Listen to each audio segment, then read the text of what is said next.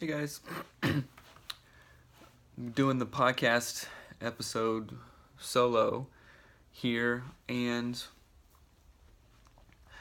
I think that it's going to be interesting. And this is mainly a self-serving thing that I'm doing, I think, and just bear with me in all of this. I think it'll be helpful. If it's not helpful for you, then at least it's helpful for me, and I'm going to talk talk to myself for a little bit and let you in on it and do an experiment. I'm doing an intervention on myself, and this isn't for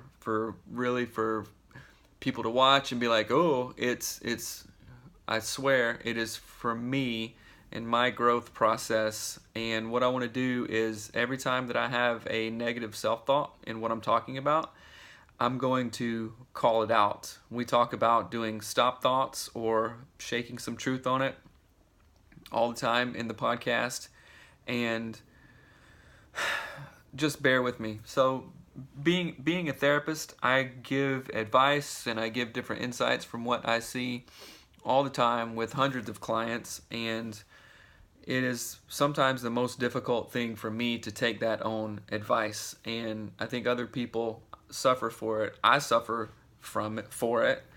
Melanie suffers for it. My kids suffer for it because I'm not taking the own advice that I'm giving or interventions that I'm talking about. I don't do it, and sometimes that is the hardest. It's easier to give things out rather than to take your own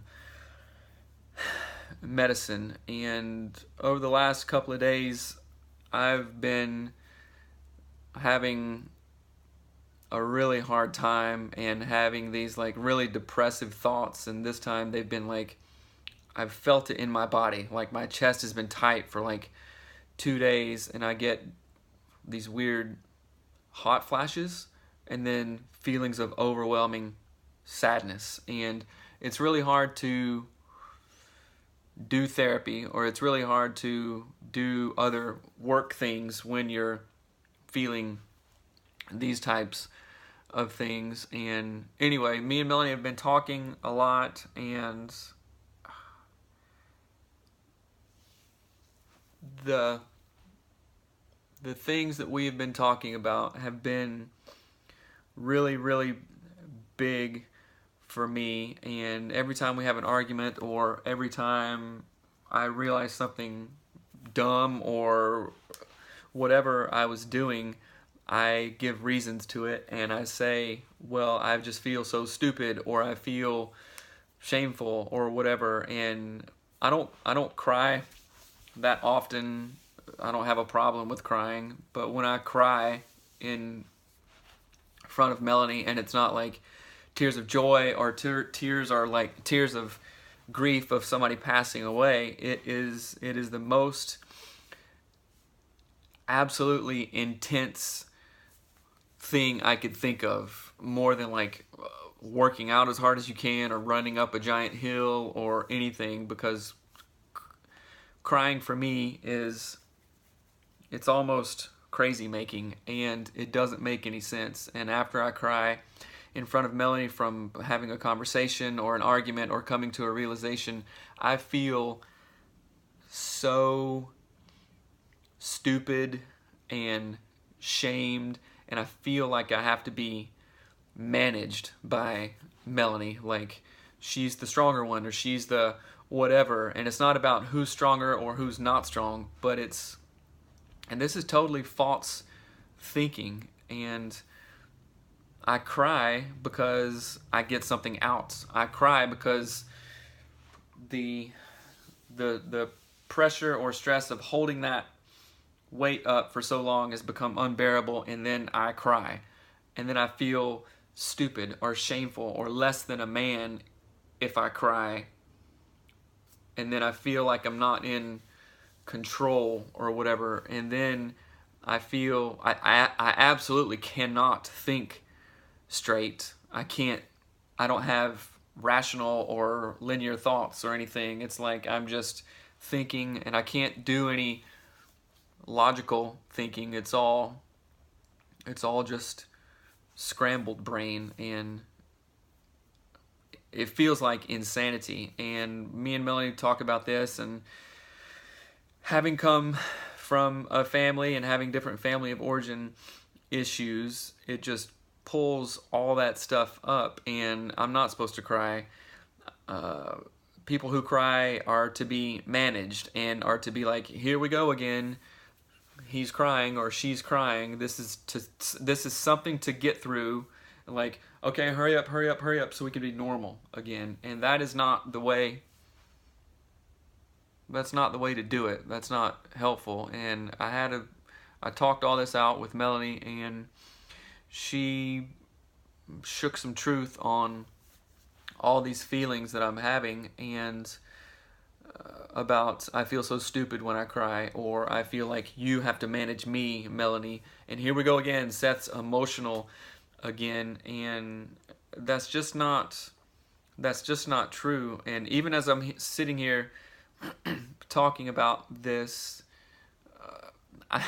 I feel, like I said, I'll tell you what I'm going to feel. I feel like people may think I'm just doing this for attention, or, oh, he's just putting this on the thing. But the point is, I really don't care. This is helpful for me.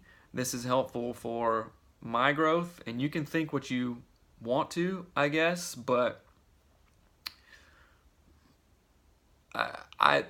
it feels good to me just doing it and not thinking about it and not trying to be self-conscious about it, and just doing it rather than feeling these things, not recording it, not talking about it to preserve like whatever. And I've tried to preserve and present for 40 years, I think, and I'm not interested in that anymore.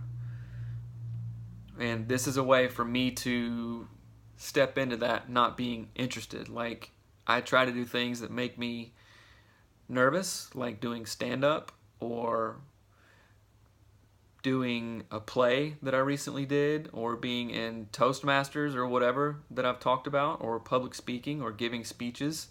That stuff scares the heck out of me, but I try to do it anyway because I know on some part of me it will help me to shed all this bullcrap that I've been carrying around, I guess. So that is false thinking. Me doing this and putting it out there thinking, oh, people will think this, that's false thinking, and I'm not going to think that. I'm doing this for me, not for anybody else. If it helps people, fine. If it doesn't, it's helping me, and that's what matters. I'm also thinking about sometimes when we give our opinions about things and give our commentary that nobody has asked for, that really reflects what you are thinking on the inside, and moreover what you may be thinking about yourself.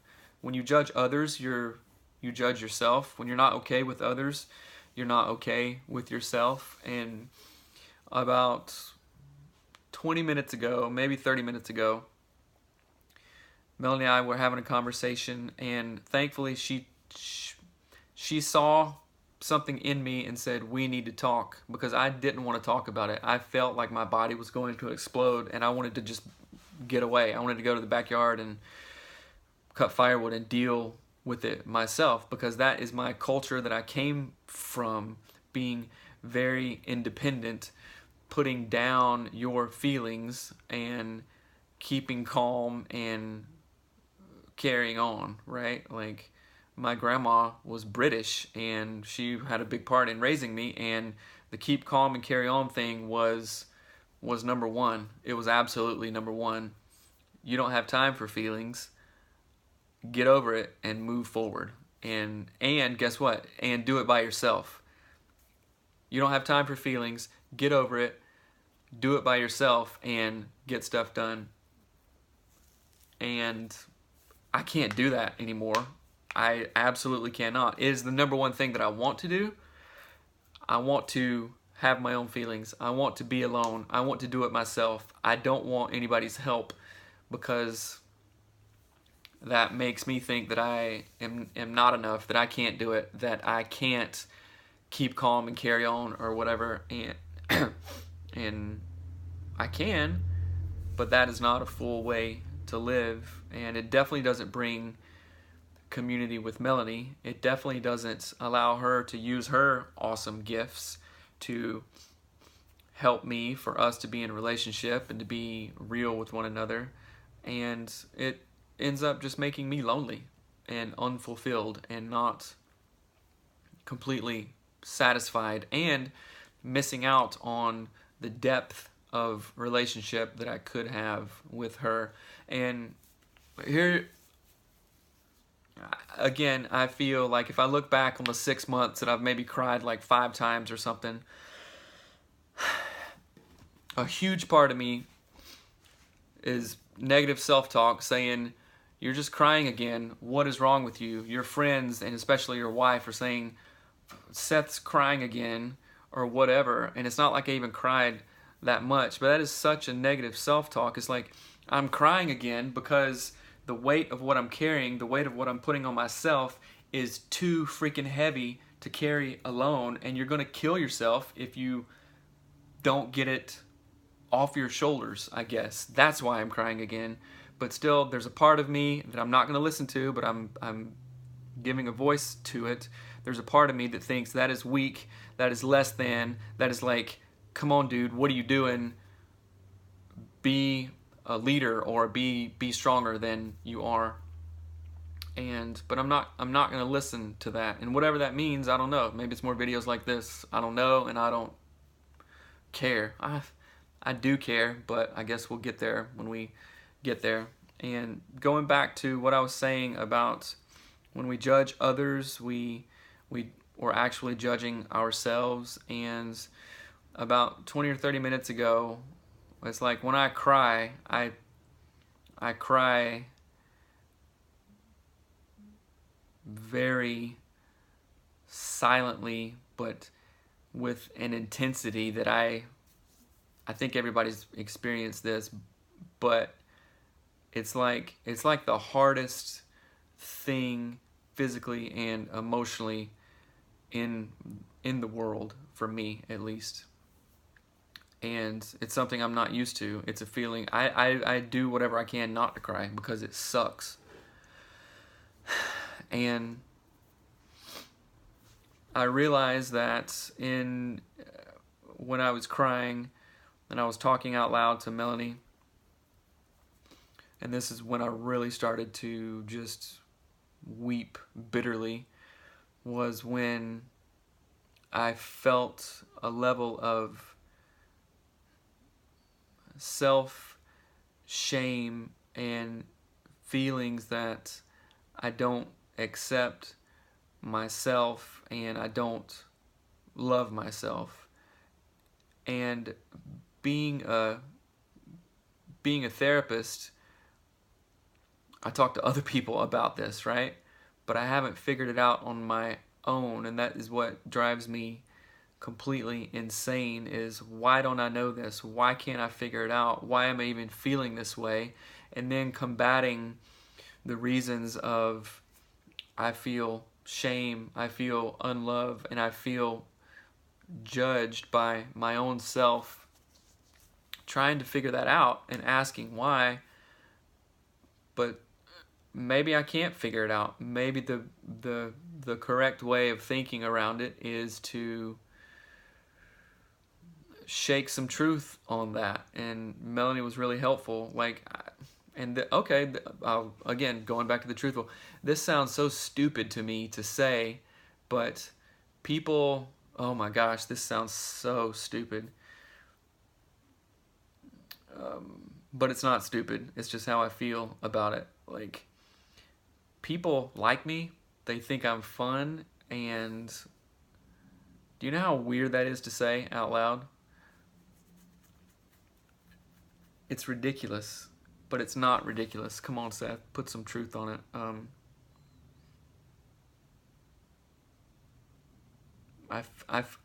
I feel like a little, and this is what's so weird. I'm 40 years old, and I feel like a kid just like trying to talk themselves and give themselves a pep talk or whatever. And again, the family therapist part of me is like, well, okay, came from family of origin or some past stuff, but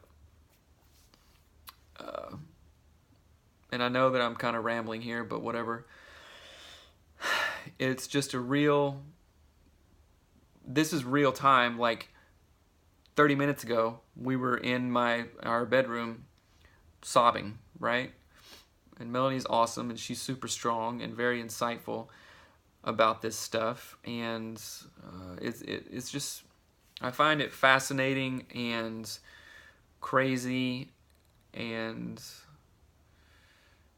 vulnerable. And I do have hope that things are going to change, and I believe that things can change by doing stuff like this, like actually sharing it with other people, living out the interventions that I'm trying to talk about. And that's the intervention.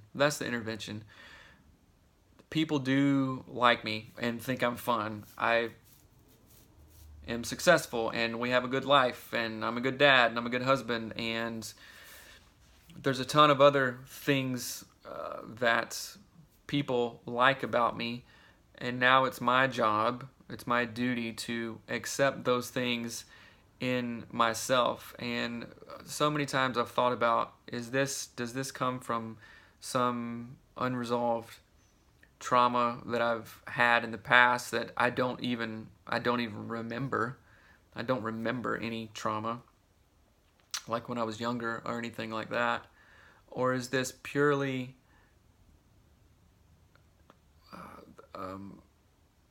what I've made up in my mind, and I need to unlearn those things that I've made up? That's the really difficult part, and maybe the answer is as easy as combating those negative self-talk.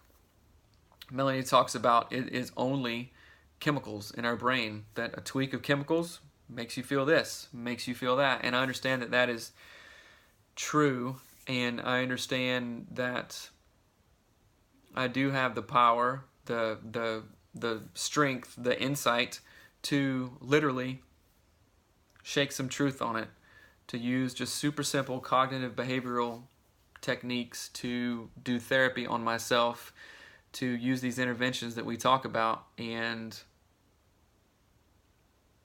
anything negative that pops up, arrest that thought, talk about it, and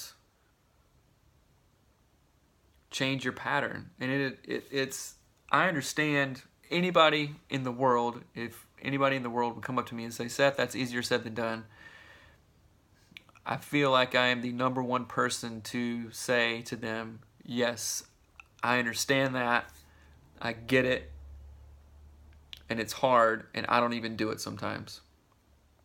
But just try it. Just try it. So why can't I listen to my own advice? Why can't I listen? You know what? I can listen to my own advice, and I will listen to my own advice, and I'll practice it.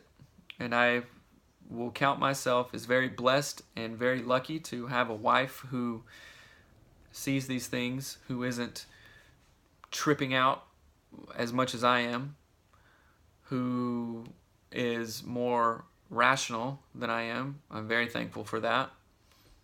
Who is very loving, who hasn't really done anything to make me feel this way. I'm making myself feel that way from some sense of shame or unlove towards myself or something. And it's a pattern. It is clearly a pattern that has grown for years and years and years, and it's even weird just voicing that out.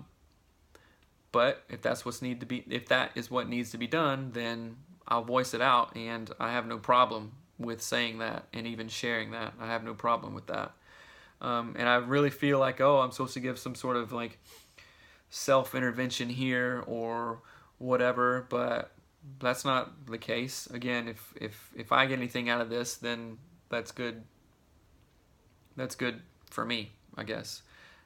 And uh, I, I do want to say, I'm thinking of that Saturday Night Live skits, like, I am good enough, and I am this and that and whatever. And you know what? Those things are true, and I don't necessarily want to do those interventions on camera, because I do feel silly about that. I don't feel silly about doing them to myself. And there's tons of professionals and tons of books that say that there is great power in changing your narrative, in visualizing yourself how you want to be. Like, you are a lovely person, you are strong enough, you are smart enough, and you are everything that you want to be. And I'll save that for my own self to do in my own time, not on camera. However, I do feel it is very important, and it is a practice. And just like Melanie said earlier when we were talking, and I felt like she was giving me a pep talk, which is great, thank you. Just because you feel something doesn't mean it's real. Just because I feel stupid doesn't mean it's real. Just because I think that because I cried in front of Melanie, I think that Melanie believes that I am something to be managed, that she thinks, oh, here we go again, Seth. And I only think that because that's how my family viewed me, and of course, that's how I view her sometimes. When is this going to be over? And that is so, I'm missing out on so many opportunities to connect emotionally and spiritually and biologically even, and physically, that it is just an absolute waste of time. It is a waste of energy, and all it is missed opportunities. It's missed opportunities for me. So what that means, what I'm concluding with, is I need to look at myself with no judgment. I need to look at myself with complete self-love. I need to look at myself with complete self-acceptance before I can accept others. And Vincent van Gogh has a quote, and he says, before you want to express something, you must have gone through it or feel it for yourself. And at first I thought I didn't understand that quote, and I was like, well, do I have to go through a war to express that going through a war is painful, or sympathizing or empathizing with someone who has had an experience that I haven't gone through? And I don't think that's what he means. I think that it's more closely to, if I want to love Melanie, if I want to love other people, serve other people, be sympathetic and empathetic towards other people, not judge other people, then I absolutely have to do all those other things for myself. And I've never had emotional time to do it. I had no models to do it when I was growing up. Certainly when emotions came up, they were like, come on, pull it together. What are you doing? There's no time for that kind of thing. So that part got turned off. And that produces, I'm sure a lot of people can resonate with this, that produces not being able to express love towards others, express true empathy, true sympathy towards others, look at other people in a non-judgmental way. You can't do that unless you do it for yourself. If I can't run a race, if I don't have a skill set that I want somebody else to have, I guess, maybe this is confusing, how can I teach that? How can I show that? How can I live through that? And I don't think that it works that way. If I want to love Melanie truly, deeply, honestly, every way possible, then I have to absolutely love myself from my head to my toes, to my spirit, to my insides, to everything. And that's a lot to sit with. That's a lot to unlearn. But I believe that it is absolutely worth it, because it's not coming natural. It wasn't taught naturally. And it'll be hard to unlearn that. But I really think that as I learn to unlearn it, I will grow in these ways that I need to grow. So, yeah, that's me being vulnerable on a Saturday morning. I hope this helps. I hope that I can watch it later and it helps. So, all right, go to anatomymarriage.com. Which that's the last thing on my mind. I just did that as a joke, but all right, I hope it helps. Let's have a conversation about this. And yeah, I hope it helps. All right, thanks for watching. Peace out.